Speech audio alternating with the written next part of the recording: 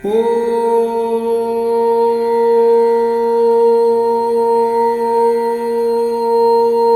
ஸ்ரீ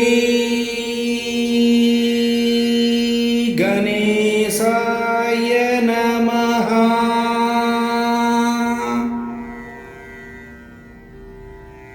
ஓம் ஸ்ரீ சரஸ்வத்யை நமஹ.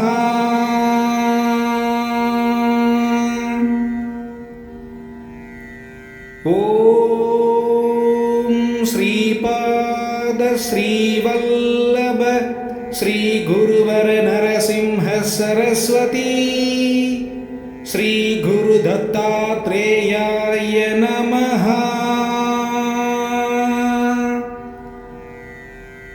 ஓம் தத்தாத்ரேயாய வித்மஹே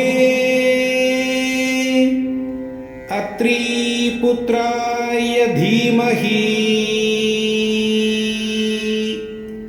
தன்னோ தத்த பிரச்சோதயாத். ஓம் த்ராம் தத்தாத்ரேயாய நமஹ.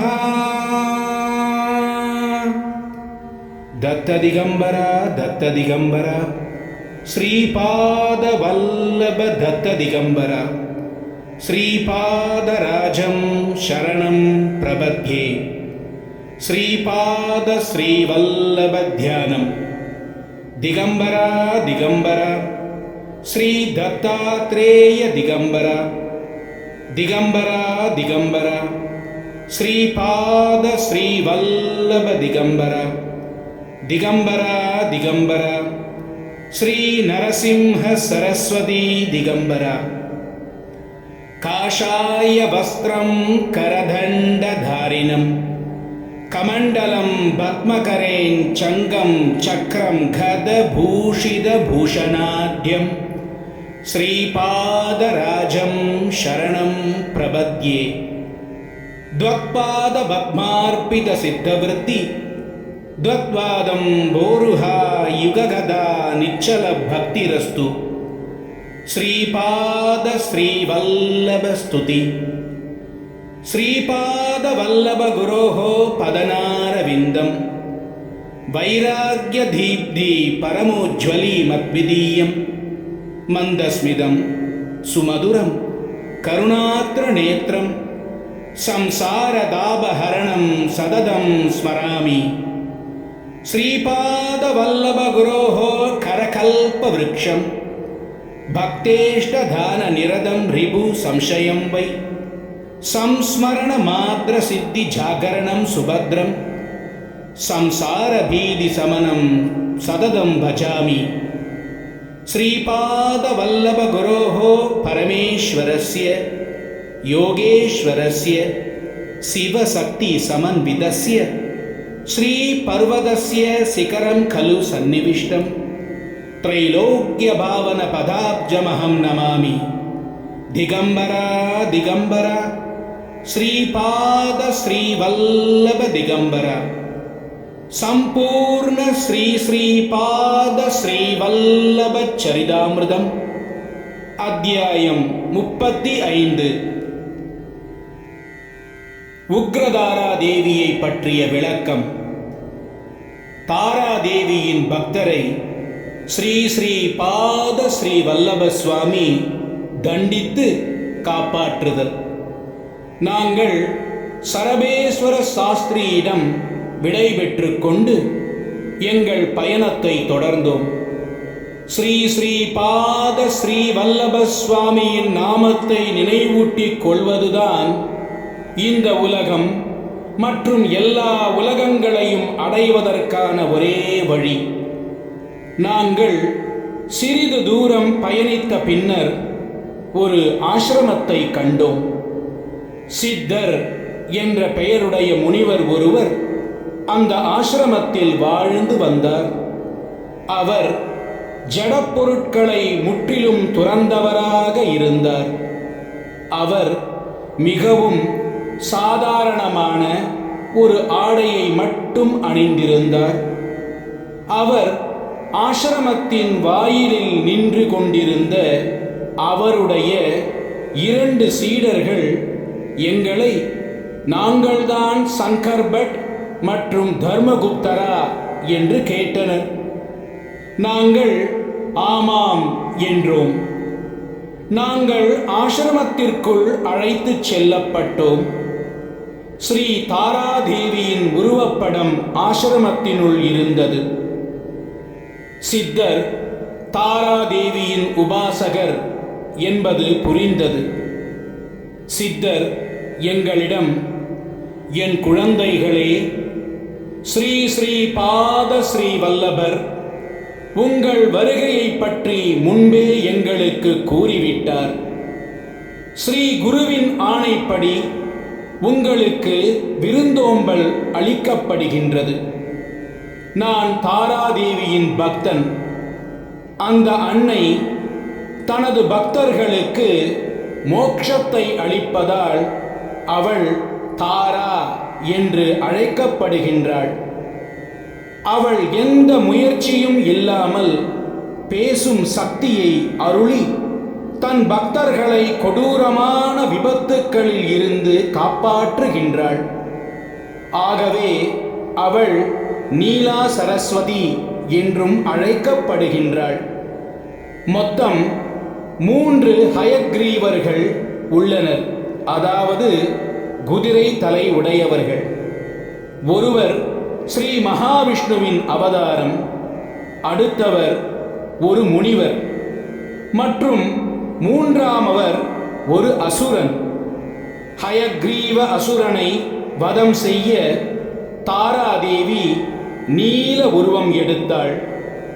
அவளை வழிபட்டாள். சாதாரண மனிதன் கூட பிரகஸ்பதிக்கு ஈடான பண்டிதன் ஆகிவிடுவான்.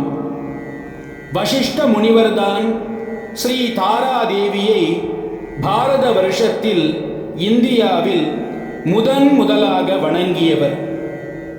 அவளை வசிஷ்டர் ஆராதித்த தாராதேவி, அதாவது வசிஷ்டர் வணங்கிய தாராதேவி என்றும் அழைப்பர். நான் பல வருடங்களாக தாராதேவியை வணங்கிக் கொண்டிருந்த போதிலும் அவளை ஒரு நாள் கூட தரிசனம் செய்ததில்லை. நான் மிதிலா பகுதியில் இருக்கும் மகிஷி என்னும் கிராமத்தில் இருக்கும் உக்ரதாரா தேவியின் பீடத்திற்கு சென்றேன். அங்கு ஒரே பீடத்தின் மேல் தாரா, ஏகஜடா மற்றும் நீலா சரஸ்வதியின் உருவச் சிலைகள் இருந்தன. நடுவில் ஒரு பெரிய சிலையும் அதற்கு 2 பக்கங்களிலும் 2 சிறிய சிலைகளும் இருந்தன. வசிஷ்ட முனிவர் இந்த இடத்தில்தான் ஸ்ரீ தாராதேவியை வணங்கி அவளின் அருளை பெற்றார் என்று பெரியோர்களால் கூறப்படுகின்றது. நான் உக்ரதாராதேவியின் சிலையை வணங்கிய பின் கோவிலை விட்டு வெளியே வந்தவுடன் மிகவும் அழகு மற்றும் மகிழ்ச்சி பொருந்திய ஒரு சிறுமியை கவனித்தேன். அவள் கால் கொலுசின் ஓசை கேட்பதற்கு மிகவும் இனிமையாக இருந்தது. அந்த சிறுமி நடந்த பொழுது அவள் கொலுசின் ஒளி என் மனதில் ரீங்காரம் இட்டது. அந்த சிறுமி என்னிடம், என் மகனே, நீ அங்கும் இங்கும் அலைந்து கொண்டிருக்கின்றாய். ஒருவேளை என்னைத்தான் இந்த முழு உலகத்திலும் தேடிக்கொண்டிருந்தாய் போலும். இது என்ன உண்மையா என்று கேட்டாள். எனக்கு மிகுந்த ஆச்சரியமாக இருந்தது.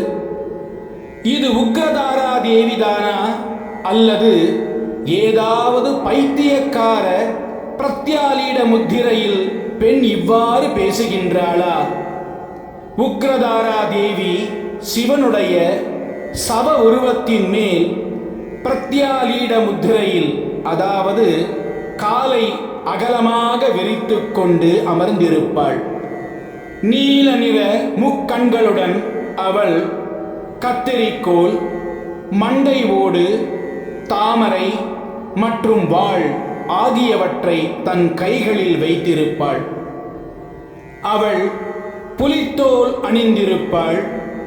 மண்டை ஓடுகளால் ஆன மாலையை அணிந்திருப்பாள். இதுதான் பேரானந்தம் மற்றும் மோட்சம் அளிக்கக்கூடிய இந்த அன்னையின் உண்மையான உருவம். எனினும் நான் கண்டது 12 அல்லது 13 வயதுக்கு மேல் ஆகாத ஒரு சிறுமியின் அழகிய உருவம். எனக்கு அதிர்ச்சியாக இருந்தது. என்னால் பதில் ஏதும் அளிக்க முடியவில்லை. திடீரென அந்த சிறுமி பிரகாசத்துடன் ஒளிரத் தொடங்கினாள். அவள் உடலில் இருந்த அனைத்து அணுக்களும் ஒளிரத் தொடங்கியது. அவள் உடல் ஒரு சிறுவனின் உருவம் எடுத்தது. அந்த சிறுவனுடைய உடல் தங்க நிறத்தில் மாறியது. அந்த சிறுவனின் கண்கள் தெய்வீக குணங்களான அமைதி, இரக்கம் மற்றும் கருணையுடன் கூடிய ஒரு யோகியின் கண்களை ஒத்து இருந்தது. அந்த சிறுவன் தன் 2 கால்களிலும் கொலுசு அணிந்திருந்தான். அவன் என்னிடம், ஐயா, என் கால்களில் உள்ள கொலுசுகள் எனக்கு மிகவும் இறுக்கமாக இருக்கின்றது, அதை கொஞ்சம் கழற்றுகின்றீர்களா என்று கேட்டான். நான் அதற்கு சம்மதித்தேன். அவன் என்னிடம், நீங்கள் இந்த கொலுசுகளை வைத்துக் கொள்ளுங்கள், அதில் உயிர் சக்தி அடங்கி உள்ளது. இது நீங்கள் எங்கே செல்ல வேண்டும், என்ன சாப்பிட வேண்டும் மற்றும் யாரிடம் பேச வேண்டும் போன்ற எல்லா விஷயங்களையும் உங்களுக்காக முடிவு செய்யும் என்றான்.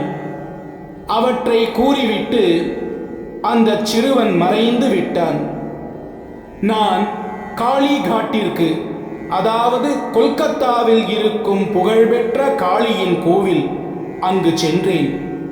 நான் அங்கிருக்கும் காளி தேவியின் சிலையை தரிசனம் செய்துவிட்டு தெற்கு நோக்கி பயணித்தேன். புகழ்பெற்ற ஸ்தலமான பூரிக்கு சென்றேன். மேலும் தெற்கில் உள்ள சிம்மாச்சலம் க்ஷேத்திரத்தை, அதாவது ஸ்ரீ நரசிம்ம சுவாமியின் கோவிலுக்கு சென்று அடைந்தேன். அதிர்ஷ்டவசமாக பாதகயா க்ஷேத்திரமான ஸ்ரீ பீடிகாபுரத்திற்கு வந்தேன். நான் அங்கு ஸ்ரீ குக்குடேஸ்வரர் கோவிலுக்கு சென்றேன். அங்கிருந்த சுயம்பு ஸ்ரீ ஸ்ரீ ஸ்ரீ தத்தாத்ரேயர் சிலையை தரிசித்தேன்.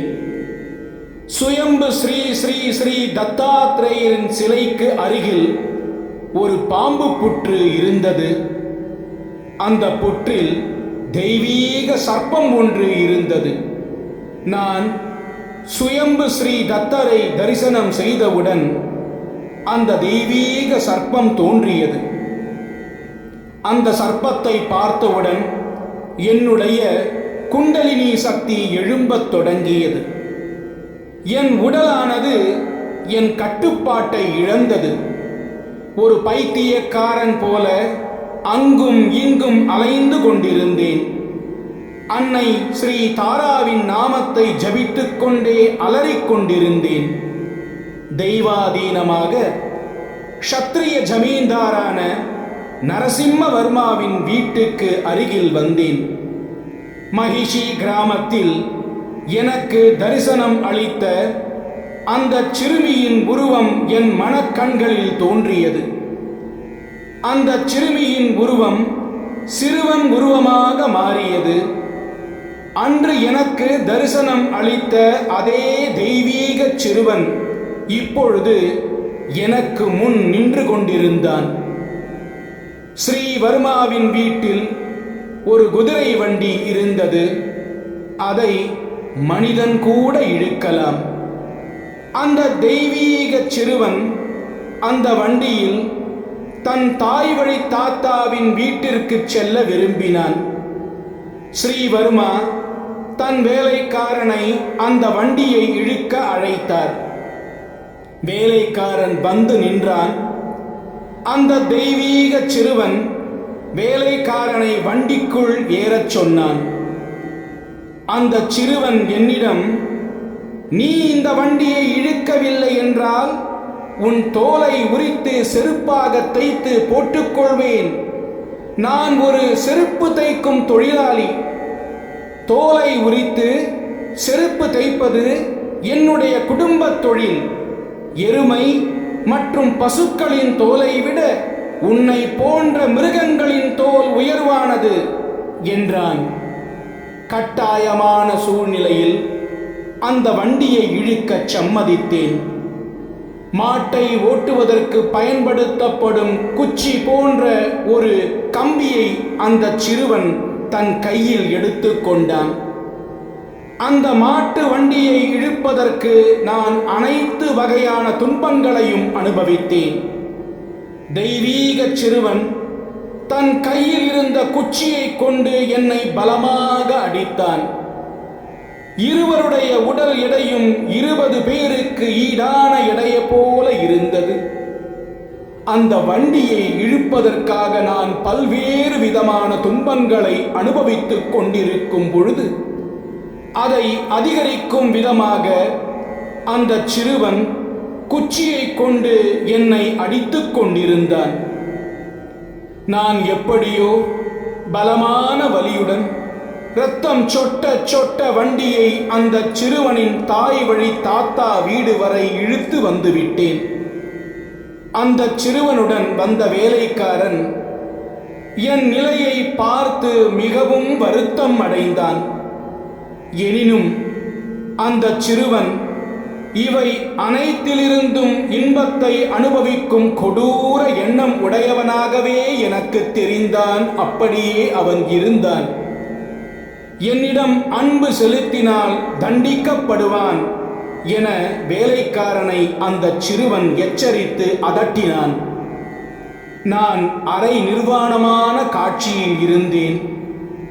அந்த சிறுவன் வீட்டினுள் சென்று தன் 2 கைகள் முழுவதும் மிளகாய் தூளை அள்ளிக்கொண்டு வந்தான். என் உடலில் இருந்து இரத்தம் வெளியாகிக் கொண்டிருந்த அந்த பகுதிகளில் எல்லாம் மிளகாய் தூளை தேய்த்தான். மகிஷி கிராமத்தில் அளிக்கப்பட்ட 2 கொலுசுகளும் என் இடுப்பில் இருந்தன. இதற்கு இடையில் தெய்வீக சிறுவனின் தாய் வழி பாட்டியான புண்ணியவதி ராஜமாம்பா வெளியே வந்தாள். அவளுக்கு புண்ணிய ரூபிணி என்ற இன்னொரு பெயரும் இருக்கின்றது. அவளை கண்டவுடன் என் உடல் எரிச்சல் குளிர்ச்சி அடையத் தொடங்கியது. அவளுடைய கணவர்தான் சத்திய ருஷீஸ்வரர் என்று புகழ்பெற்ற ஸ்ரீ பாப்பண்ணாரியா. அவர் என்னிடம், குழந்தாய், உன்னுடைய கிராமம் எது? எங்கிருந்து நீ வந்திருக்கின்றாய்? நீ சிறிது நேரம் ஓய்வு எடுத்துக்கொண்ட பின் உணவு அறிந்துவிட்டு செல்லலாம் என்று ஹிந்தியில் பேசினார். அந்த வேலைக்காரன் ஸ்ரீ ஸ்ரீ பாத ஸ்ரீ வல்லபருடைய கொடூரமான நடத்தைகளை அவருடைய தாய் வழி தாத்தா மற்றும் பாட்டியிடம் தெரிவித்தான். பின்னர் ஸ்ரீ ஸ்ரீ பாத ஸ்ரீ வல்லபர், பாட்டி, இந்த வேலைக்காரன் பொய் சொல்லுகின்றான். அவருக்கு இரத்தம் எதுவும் வரவில்லை. அது வெறும் வியர்வைதான். நான் மிளகாய் பொடியை தேய்க்கவே இல்லை. அது சந்தனப்பொடி என்றார். அந்த வேலைக்காரனை சென்று சோதிக்கச் சொன்னார். சோதனைக்கு பின்னர் ஸ்ரீ ஸ்ரீ பாத ஸ்ரீ வல்லபர் கூறியவை அனைத்தும் உண்மையாகவே இருந்தது. ஸ்ரீ பாப்பண்ணாரியா, ஸ்ரீ ஸ்ரீ பாதா, ஸ்ரீ வல்லபா, நீ உண்மை விளம்பி, நீ இரத்தம் சொட்டிக் கொண்டிருக்கும் அடையாளம் இருக்கின்றது என்று கூறினால் அங்கு இரத்தக்கரை இருக்கும். அங்கு சந்தனப்பொடி இருக்கின்றது என்று கூறினால் அங்கு சந்தனப்பொடி இருக்கும். நீ கூறும் வார்த்தைக்கு ஏற்றாற்போல் அவை அங்கு இருக்கும். நீ உண்மையில் உக்ரதாரா தேவியின் உருவகம் என்று தோன்றுகின்றது. உக்ரதாரா பேச்சின் செயல்திறனை அருளுவாள் என்று நான் கேள்விப்பட்டிருக்கின்றேன். உண்மையில் நீ உக்ரதாராவின் உருவகம். மேலும் நீ உன்னுடைய விருப்பத்திற்கு ஏற்றாற்போல் அனைத்து விதமான பொருட்களின் குணம் மற்றும் பண்புகளை மாற்றக்கூடியவன். தயவு செய்து உன்னுடைய விளையாட்டு பொழுதுபோக்குகளை நிறுத்திவிட்டு துரதிருஷ்டம் நிறைந்த இவருக்கு கருணை காட்டு என்று கூறினார். பின்னர் ஸ்ரீ ஸ்ரீ பாத ஸ்ரீ வல்லபர் உற்று நோக்கி, தாத்தா, நீங்கள் பேசுவது உண்மை. என்னுள் விருப்பம் எழுவதும் அது நிறைவேற்றப்படுவதும் ஏறக்குறைய ஒரே நேரத்தில் நடைபெறும் என்று நீங்கள் கூறினீர்கள். அது உண்மையா அல்லது இல்லையா என்று முடிவு செய்வதற்கு வேதங்களின் உதவி தேவை. இந்த அந்நியன் ஒரு சத்பிராமணன். இவர் உக்ரதாராவை வணங்குபவர். எனினும் அவர் எந்த குருவிடமும் அனுமதி பெற்றுக்கொள்ளாமல் தானாகவே சந்நியாச தர்மத்தை பெற்றுக்கொண்டு விட்டார். இவர் தந்தை அனைத்து வகையான துன்பங்களையும் மேற்கொண்டு இவரை வளர்த்து ஆளாக்கினார். இவர் கருவில் இருந்த பொழுது இவர் அன்னையானவள் பெரும் வலியில் அவதிப்பட்டாள். இவர் பிறக்கும் பொழுது இவர் அன்னைக்கு மிகுந்த இரத்தப்போக்கு ஏற்பட்டது. அச்சமயத்தில் அவள் அனுபவித்த வேதனை இரத்தம் வழியும் காயங்களில் மிளகாய் பொடியை தேய்த்ததால் ஏற்படும் எரிச்சல் உணர்வு போல இருந்தது. நரசிம்மவர்மா வீட்டில் இருந்த வேலைக்காரன் பூர்வ ஜென்மத்தில் இவருடைய தந்தை. அந்த வேலைக்காரனின் மனைவி இவருடைய தாய். இறந்த பெரியவர்களுக்கு முறையாக சடங்குகள் செய்யாவிட்டால் தீய பலன்களைத்தான் அடைய நேரிடும். இவர் சந்நியாசி ஆகிவிட்டதால் இவருடைய பெற்றோர்களுக்கு சடங்குகள் செய்யவில்லை. இவருடைய பாவ கர்மா மற்றும் புண்ணிய கர்மா இவரை பாதகயா க்ஷேத்திரமான ஸ்ரீ பீடிகாபுரத்திற்கு இழுத்து வந்துள்ளது. இந்த சிறு துன்பங்களின் மூலம் பாவ கர்மாக்களை அனுபவிக்கச் செய்து அதன் தீய விளைவுகளை தடுத்து விட்டேன். ஒரு குழந்தை தாயின் கருவறையில் 9 மாதங்கள் இருக்கும். ஒருவர் காசி க்ஷேத்திரத்தில் 9 மாதங்களோ அல்லது 9 நாட்களோ அல்லது 9 நாழிகைகளோ தங்கியிருந்தால் மூதாதையர்களின் சாபங்கள் அனைத்தும் ரத்து செய்யப்படும். ஸ்ரீ பீடிகாபுரம் காசிக்கு இணையான ஒரு புண்ணிய க்ஷேத்திரம். இவர் தன்னுடைய பூர்வ ஜென்மத்து பெற்றோர்களுடன் 9 நாட்கள் இந்த க்ஷேத்திரத்தில் தங்கியிருந்தால் இறந்தவர்களின் ஆவிகளால் ஏற்படும் சாபங்கள் அனைத்தும் நீக்கப்படும் என்று ஸ்ரீ ஸ்ரீ பாத ஸ்ரீ வல்லப சுவாமி கூறினார். அவர் கூறியபடியே நான் செய்தேன். எனக்கு அவருடைய அருளும் ஆசீர்வாதமும் கிடைத்தது. அவர் அன்று எனக்கு அளித்த கொலுசை பத்திரமாக என் பூஜை அறையில் பாதுகாப்பாக வைத்தேன். நான் உக்ரதாரா மந்திரத்தில் பூர்ணத்துவம் பெற்றேன். என்னுடைய தந்திர சக்தியின் மூலம் கடுமையான நோய்களை குணமாக்கிக் கொண்டிருக்கின்றேன்.